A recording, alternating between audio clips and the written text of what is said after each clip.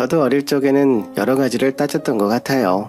상대방의 능력, 학벌, 집안 외모 성격 등 보여지는 것들을요. 근데 연애할 때랑 결혼할 때랑은 또 다른 것 같아요. 결혼은 함께 회사를 운영해 나갈 비즈니스 파트너를 구하는 과정과 같다라는 말이 있더라고요.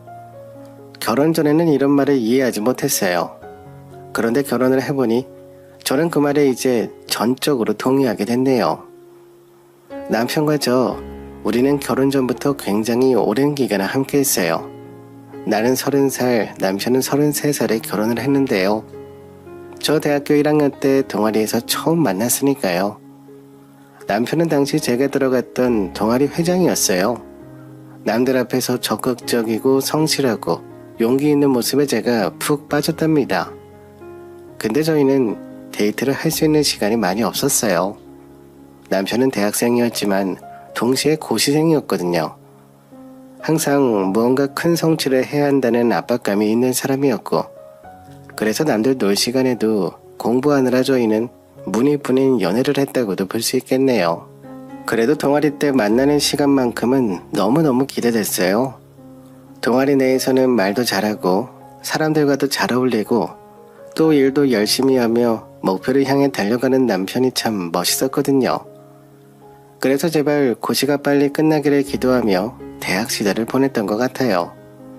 하지만 생각보다 남편의 공부 시간이 오래됐고 결과 또한 나오지 않았습니다. 매번 떨어졌고 어떤 건 2차의 문턱에서 떨어지기도 했고요. 결국 남편은 4, 5년의 고시생활 꿈을 포기하고 겨우 취준으로 눈을 돌렸고요. 면접 준비에 매진했습니다. 우리 아빠는 당시 회사에서 인사 담당이었어요. 그래서 남편이 면접 준비할 때도 아빠가 지인 찬스를 이용해서 많이 연습시켜줬어요. 남편이랑 데이트는 많이 못했지만 오랜 기간 함께 하다 보니 가족들도 어느 정도는 남편에 대해 알고 있었거든요. 하지만 아빠의 도움에도 불구하고 취업에서도 항상 결과가 안 좋았어요. 그렇게 또 몇 년이 걸려 힘들게 취직하게 되었네요. 제가 우리 남편과 결혼한다고 했을 때 친정엄마는 매우 많이 걱정하셨어요. 그 당시 엄마는 저에게 지금은 남편이 좋으니까 함께라면 다 될 것처럼 생각하지만 결혼은 현실이다 라고 말씀하셨거든요. 능력도 있어야 하고 믿음직해야 하고 애정도 줘야 하고 등등 다양한 것들이 필요한데 우리 남편은 못 믿어오셨나 봐요. 그래서 계속 저에게 결혼은 서둘러 필요가 없다고 하셨어요. 그리고 사귀는 수가 중요한 것이 아님을 계속 강조하셨죠. 하지만 아빠 입장은 엄마와 달랐습니다. 비록 우리 남편이 커리어적으로는 늦게 시작했지만 성격을 강조하시더라고요. 그동안 아빠가 봐왔던 남편의 모습은 참 싹싹했나 봐요. 면접 준비할 때도 아빠에게 싹싹하게 대했던 모습이 인상 깊으셨던 모양입니다. 아빠는 남편의 성격이 좋아서 앞으로의 사회생활도 잘할 거라고 하셨어요. 남자가 그런 성격이면 됐지 라고 하셨습니다. 엄마는 계속해서 여자인 저의 입장을 대변하셨어요. 남자가 능력이 있는 것과 여자가 결혼 생활에서 편한 것과는 다른 문제라면서요.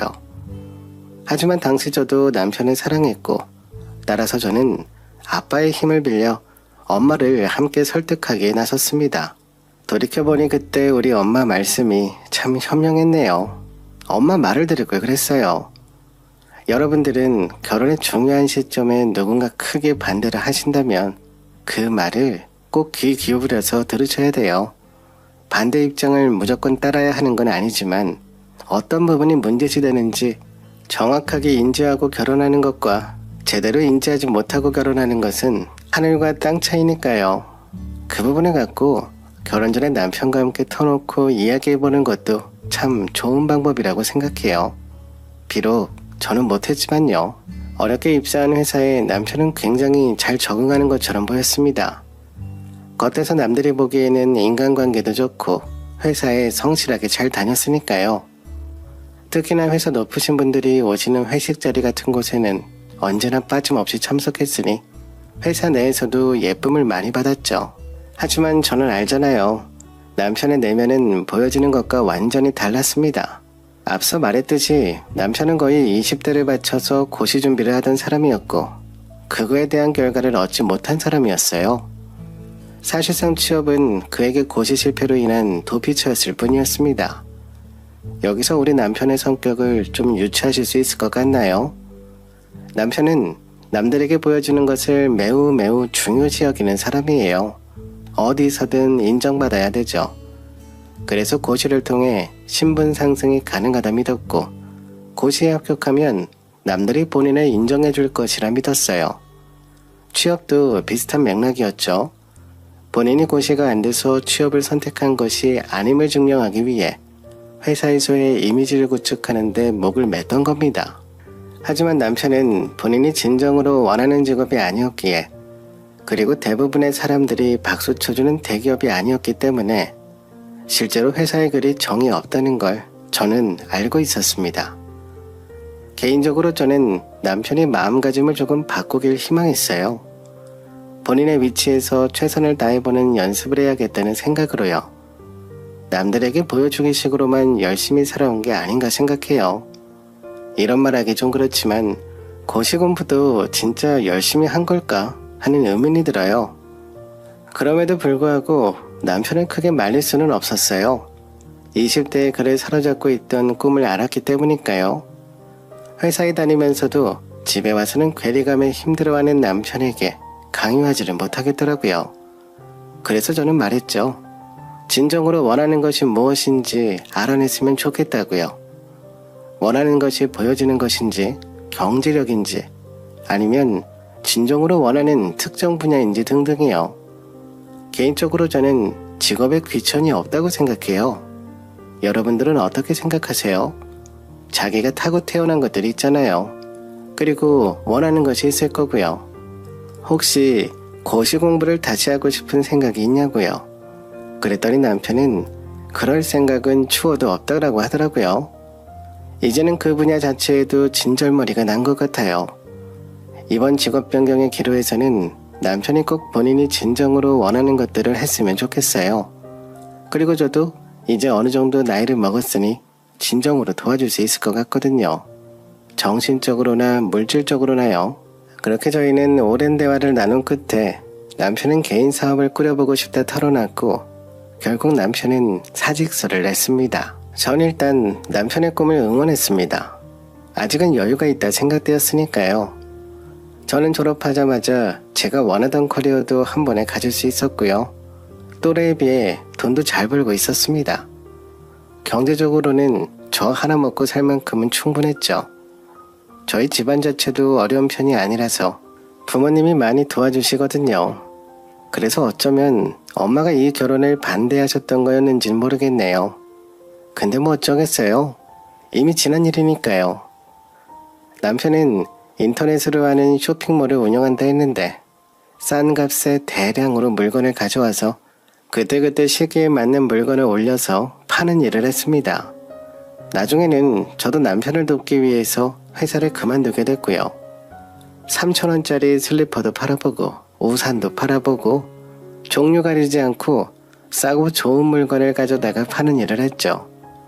몇 개는 적자가 나긴 했지만 하면 할수록 점점 수입이 늘어나더니 연달아 2번 대성공을 거두니까 매출이 순식간에 올랐습니다. 월에 1억을 달성하게 됐으니까요. 근데 아시다시피 매출과 순익은 다르잖아요. 더구나 저희 일은 유통이라 남는 게 크지 않았거든요. 근데 사람은 보고 싶은 것만 보고 믿고 싶은 것만 믿는다고 하더니 말끝마다 1억 노래를 부르는데 늦게 성공한 만큼 남편뿐만 아니라 시어머니까지 난리였어요. 그들에게 이번 사업이 너무 큰 성과였던 거예요. 제가 볼 때는 아직 시작에 불과한데 말이죠. 남편의 자기 자랑과 의견은 제 선에서 그럭저럭 어느 정도 무시 가능했지만 시어머니가 정말 큰 문제였어요. 괜히 저희 남편 같은 사람이 나왔겠어요? 시어머니도 남편이랑 성격이 아주 똑같아요. 남들에게 드러내길 좋아하고 자랑하기 좋아하는 스타일이지요. 그런 시어머니는 친구들에게나 주변 사람들에게 아들 자랑을 하고 싶어서 그동안 얼마나 안달이 났었겠어요. 그런 아들을 번듯하게 자랑할 수 있는 기회를 거의 10년 만에 얻은 거지요. 얼마나 속으로 쾌재를 불렀을까요? 드디어 자랑을 할 수 있으니까요. 어디 가서 항상 자기 아들 시험 준비한다 이야기만 10년 넘게 하다 보니 연매출 1억이라는 그 숫자가 시어머니에게는 매우 큰 것이었어요. 이것저것 순수익은 500 수준이라는 걸 잘 이해도 못하시고요. 한번 1억이 나오면 매달 1억이 꼬박꼬박 나오는 것으로밖에 이해를 못하시더라고요. 제가 아무리 말씀드려도요. 그래서 시어머니는 아들이 번듯하고 멋지게 꾸미길 바랬어요. 왜냐고요? 자랑을 하기 위해서요. 차도 지금 타는 멀쩡한 차를 두고 요즘 젊은이들이 많이 탄다는 스포츠카로 바꾸라고 난리고요. 집도 잘 살고 있는 멀쩡한 집 놔두고 강남으로 이사가라고 하고요. 그게 월세여도 시어머니는 전혀 상관이 없었어요. 눈에 보이는 것으로 자랑해서 뿌듯해하면 끝이니까요. 그러니 제가 속이 터지겠어요? 안 터지겠어요? 그래서 말했죠. 어머니, 제가 말씀드렸지만 아직은 시작에 불과해요. 이번에는 감사하게 1억 매출을 찍었지만 이게 영원한 게 아니고요. 아직은 더 아껴가면서 투자해야 될 단계예요. 사치를 할 돈이 없어요. 아들 잘 돼서 저도 많이 기쁘지만 아직은 때가 아니라고 생각합니다. 너무 닥달하지 말아주세요. 그러자 시어머니는 닥달은 누가 닥달을 했다고 하니? 너가 말하는 거 내가 이해 못할까봐 그래? 다 이해해.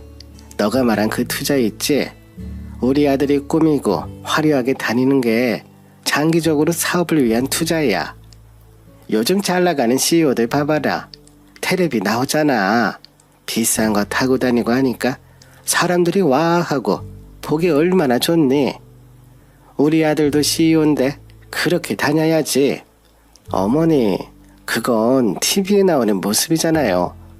그리고 그분들은 이미 너무 잘된 분들인데 남편이랑 비교하면 안 되죠. 저희는 아직 몇 개월도 안 된 스타트업이에요. 아직 CEO나 성공이란 단어를 말하기에는 너무 이르다고요. 어머니 이러시다가 우리 남편 아직 백수 돼요. 다시 고시 준비할 때랑 다름없이 된다고요. 뭐 그런 재수없는 말을 하니? 내가 얼마나 지금을 기다렸는데 너 설마 우리 아들 망하기를 바라는 건 아니지? 잘 되고 있는 애한테 그런 말을 하다니 너 말 조심해라. 나 때는 말이야 말 하나 조심조심하며 살았는데 왜 그리 말을 함부로 하지? 그때 저는 그냥 어이가 없어서 말을 줄였습니다. 남편이 망하길 바라냐뇨. 이 사업 제가 다 준비한 거 어머니 모르세요? 지금 제가 차린 밥상에 남편이 숟가락만 얹고서 온갖 호풍은 다 부리고 있는 거니 어머니도 정신 차리세요. 제가 분명히 제 입장과 현 회사 상황을 분명하게 시어머니한테 설명했다고 생각했는데요. 시어머니가 선을 넘네요. 아시다시피 제가 제 일과 남편 사업을 동시에 진행하느라 당시 쉴 시간이 전혀 없었어요. 그러다 하루는 정말 손에 꼽는 쉬는 날 주말이었는데요. 그날 시어머니가 집에 찾아오시더니 시어머니가 갑자기 집에 들이닥쳤을 때 그 스트레스가 어마어마하신 거 다들 아시죠? 왜 오셨는지 아세요? 본인 잘난 아들 보시겠다고 오셨네요.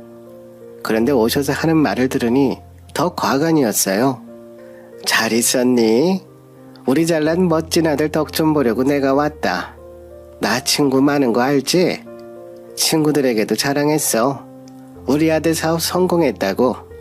그래서 말인데 친구들이랑 나랑 10명 정도 호텔 뷔페 가려고 내가 쏘려고 하는데 그거 예약 좀 해줘라. 200 정도면 충분할 것 같아. 최고급 뷔페 알지? 삼성동에 있는 거 그거. 근데 그 정도는 껌 아니니? 월 1억 버는 CEO에게 부탁한다. 사업 아이디어도 내가 주고 기획부터 시행까지 다 내가 앞장서서 도운 거 뻔히 알면서 자기 아들만 잘났다고 하네요. 아들이 CEO라고 난리치시는 거 보니 왜 이리 스트레스 받는지 모르겠어요. 우리 시어머니 인간관계는 얕고 넓어요. 다양한 분야에서 잘난 사람들을 두루두루 알아서 주변 사람들에게 보여줘야 하니까 이 사람 저 사람 가리지 않고 다 만나시죠. 그 과정에서 시어머니의 실제를 알고 멀어진 사람도 있었지만 워낙에 잘난 사람들에게는 싹싹하게 굴다 보니 얕고 넓게 만나는 관계가 많더라고요. 그래서 호텔 뷔페도 거의 제일 비싼 호텔로 고른 거예요. 우리 아들이 이렇게 성공했다라고 주변 사람들에게 알려야 하니까요. 그런데요, 가격이 거의 200이에요. 우리가 식사를 안 쏜 것도 아니고 우리 사업 축하턱은 가족들 모시고 여러 번 냈거든요. 그런데 친구분들까지 다 챙기기에는 아직 좀 이른 것 같아요. 계속 말했지만 지금은 축하를 좀 멈추고 다시 시작할 때였거든요. 시어머니의 부탁을 들은 남편이 쭈뼛대면서 별말 못하더라고요. 그래서 제가 그 말을 듣고 한마디 했어요. 아, 엄마, 그쵸? 자랑하고 싶으시죠? 근데 얼마라고요? 200 정도요? 아니, 저도 마음 같아선 정말 내드리고 싶은데, 이거 어떻게 하지? 어떻게 하긴 뭘 어떻게 해. 어머니, 이거 안 돼요. 죄송해요. 이미 저희 축하 파티 많이 했잖아요. 그리고 한두 푼도 아니고 200이면 저희 버는 거에 거의 절반을 쓰는 거예요. 이제는 다시 나아가야 될 때예요. 그래, 내가 너 그럴 줄 알았다. 어디 그렇게 이야기 안 하나 했어. 그럼 다 필요 없고 나 용돈으로 줘라. 200이 어려우면 100만 원만 줘. 나 용돈 그 정도는 줄 수 있잖아. 내가 우리 아들 뒷바라지 하느라고 얼마나 했었는데 그 정도는 예의다. 알지? 어머니 성공하면 어련히 용돈 드릴까요? 어머님 아들 지금 어머님 때문에 사업도 망하게 생겼어요. 이런 말하기 좀 그렇지만 고시도 망했는데 사업도 망해서 되겠어요? 아들 앞길은 막지 마세요. 너? 예, 어디 말을 그렇게 하니? 우리 아들이 월에 1억씩 버는 CEO인데 말이야. 차 사고 집 바꾸고 나 용돈 주고 그거 왜 못해? 충분히 가능해. 어머니, 그거 다 하려면 빚 내야 돼요. 제발 정신 좀 차리세요. 여보도 분명히 말씀 좀 드려. 우리 지금 그렇게 쓸 상황 아닌 거 알면서 왜 말을 못해? 이번에 잘 돼야 될 거 아니야. 퇴사해서 돌아갈 것도 없다고. 지금 다른 사람에게 보여주는 게 그렇게 중요한 때가 아니라니깐. 제가 말은 저렇게 했지만요, 시어머니가 저러는 이유를 모르는 건 아니에요. 과거에 들은 적이 있거든요. 시어머니는 어린 시절 아버지가 큰 사업을 하셨대요. 한마디로 대박이 나신 거죠. 근데 당시 시어머니의 부모님들은 검소하게 사는 것이 맞다고 생각하셔서 사치와는 거리가 멀게 오히려 검소하게 아끼고 모아가며 사셨다고 하더라고요. 그런데 운이 정말 안 좋았던 걸까요? 그 당시 사회적으로 좀 안 좋은 일이 있었거든요. 그 일을 거치면서 시어머니 집 사업이 쫄딱 망해버린 거예요. 그래서 시어머니는 결국 아무것도 누리지 못한 채 성인이 되어버린 거죠. 그래서 시어머니는 어릴 적 그 기억 때문에 사고방식이 조금 이상하게 잡혔어요. 있을 때 바로 소비를 해야 하는 거라고요. 근데 그 말도 틀린 말은 아니지만 그것도 다 때가 있다고 생각해요. 적어도 지금 저희에게는 말도 안 되는 이야기거든요. 버는 족족 다 써야 되는 논리면 어차피 죽을 건데 왜 살아야 되냐 하는 논리와 다를 게 하나도 없어요. 우리는 결국 다 죽을 걸 알지만 열심히 살아가야 할 시기가 있다는 걸 알잖아요. 근데 지금은 바로 그때라는 거죠. 물론 시어머니 마음 한켠에는 지금 이 기회가 영원하지 않을 거라는 것을 너무 잘 알기 때문에 그런 것일지도 모르겠어요. 하지만 그럼에도 이 기회를 오래도록 연장하기 위해서는 노력해봐야 하는 거 아닐까요? 저는 그렇게 생각합니다. 그리고 남편도 알게 모르게 시어머니의 사고방식을 많이 물려받았거든요. 제가 바꿔줄 수 있을지 모르겠지만 저는 가능했으면 좋겠어요. 그래야 우리 사업이 번창할 수 있지 않을까요? 오래가는 사람들의 마인드에는 겸손함이 있다는데 저희 집 사람들은 그런 모습이 전혀 보이지 않아서 걱정이네요. 그래서 결국 시댁과의 관계가 순탄치 않았죠. 아무튼 그렇게 시어머니를 돌려보냈어요. 호텔 뷔페도 용돈도 지금은 모두 어려울 것 같다고 조금만 기다려달라는 말과 함께요.